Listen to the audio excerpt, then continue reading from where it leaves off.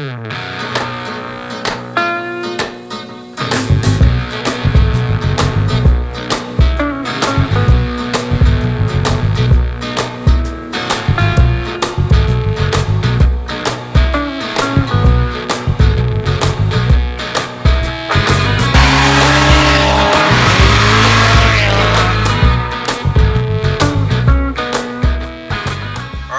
we have two Nissans here, both front engine, manual, rear wheel drive, but they could not be more different to each other otherwise. This is a 1988 R31 Skyline. This is a 2001 Nissan 200SX S15, and I'm going to go through what makes each of these a better drift car. This is an Aussie delivered S15. They also came obviously straight out of Japan. There were two engine options you could have. You could have an SR20DE or you could have an SR20DET, which is what this has. It's obviously a turbocharged 2-litre inline-4. This one happens to be fully forged. They're pretty good motors. They do have their downsides. Obviously the rocker arms flying off, the fact that they don't sound the best. Engine for a drift car, it's pretty good. They're really responsive, they have good low down torque, and if you put a bigger turbo on them, they have really good mid-range and top-end power.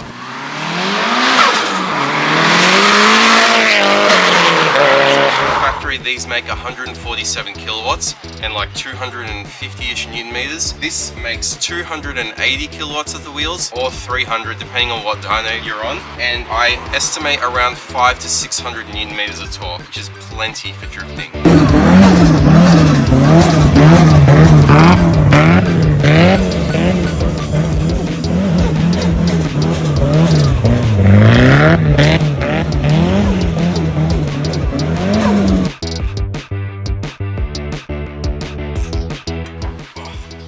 Moving on, this comes factory with an RB30DE.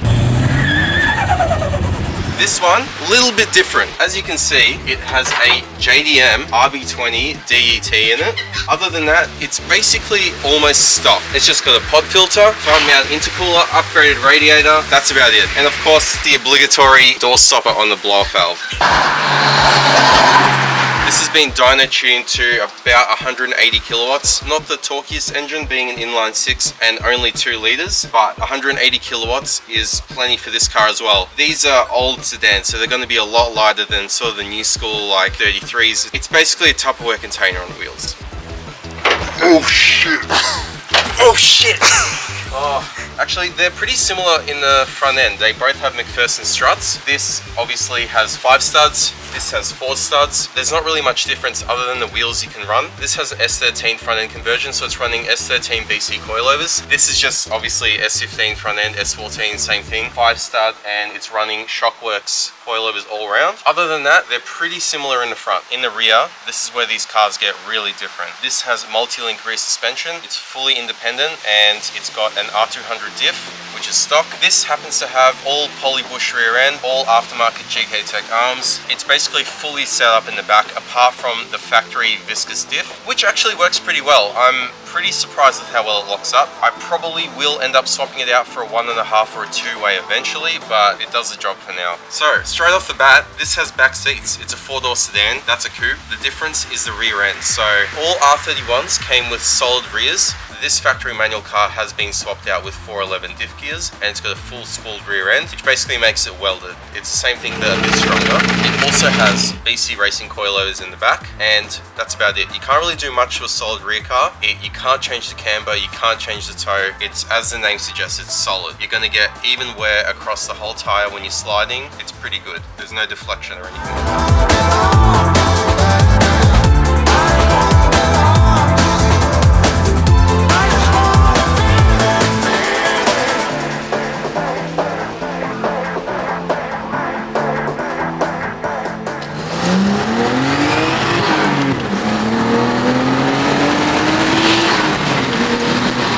It's so much fun. It's not the quickest thing in the world, but just rolling through the gears in the car that like barely does the speed limit. I mean, sorry, that's a bit much. I think it's got like the perfect amount of power. It also sounds really good.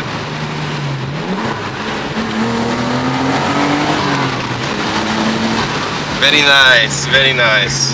I've never actually driven any R31, but I like it. I thought it was going to be really rattly and just like a tin can, but it actually, I'll almost say that it feels better to drive than my car in terms of like noise and comfort. Like it doesn't, like this doesn't really have anything to rattle. It has barely anything in the interior, so.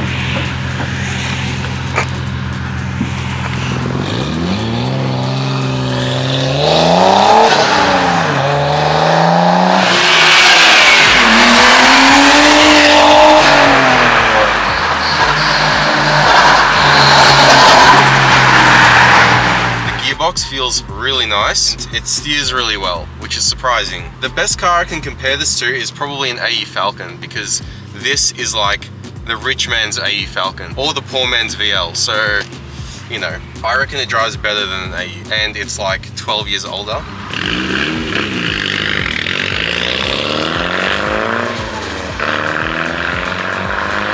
First up, this is a proper sports car. It's not like a sedan turn drift car. It's like, you want to take it on track, it'll go on track. You want to drift it, it'll do whatever. It's very focused on, you know, not being comfortable. This is an R34 gearbox. It's very clunky. It feels amazing. I definitely do not regret putting it in. I'm currently bending in the clutch, so I can't exactly like give it a whole lot. This car is like properly set up. It's got good quality coilovers. It's got full arms everywhere in the car, Polybush rear, twin disc Nismo clutch as well. I do reckon the RB does sound better though, just because it's a 6-cylinder.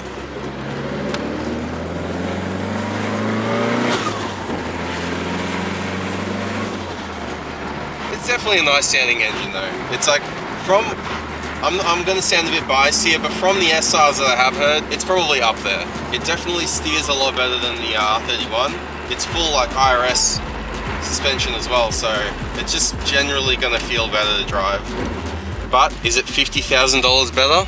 No, is the short answer. I think the R31 will make just as good of a drift car as this. And if it won't, then it's definitely not $50,000 better.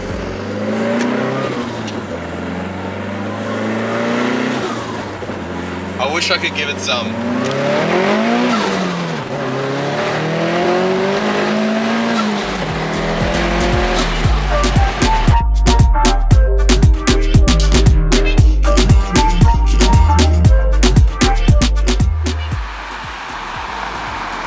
Thank you guys so much for watching. There's now 2 videos every week, so stay tuned. See you in the next one.